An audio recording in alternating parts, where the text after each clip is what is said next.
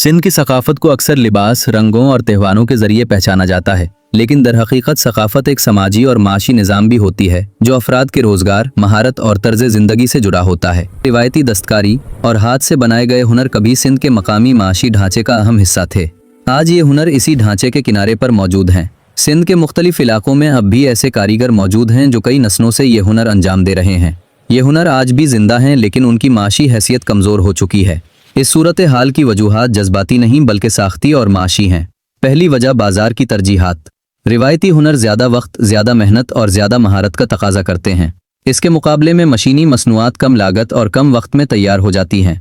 नतीजतन बाजार कीमत को तरजीह देता है, महारत को नहीं।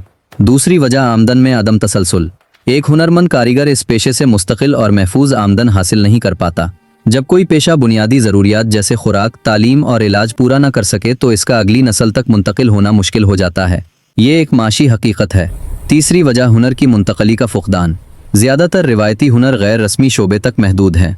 न मुनज़्ज़म तरबियती निज़ाम मौजूद है, न समाजी तहफ़्फ़ुज़ का कोई मुअस्सिर इंतज़ाम। नतीजतन ये हुनर अफराद के साथ जुड़े रहते हैं, इदारों के साथ नहीं। और जब फ़र्द ये पेशा छोड़ देता है तो हुनर भी आहिस्ता आहिस्ता ख़त्म हो जाता है।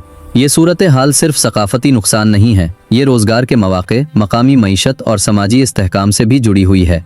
इसीलिए नई नस्ल इन हुनरों को बतौर पेशा इख्तियार करने से हिचकिचाहट महसूस करती है। ये सकाफत से बेरुखी नहीं बल्कि गैर यकीनी मुस्तकबिल का खौफ है।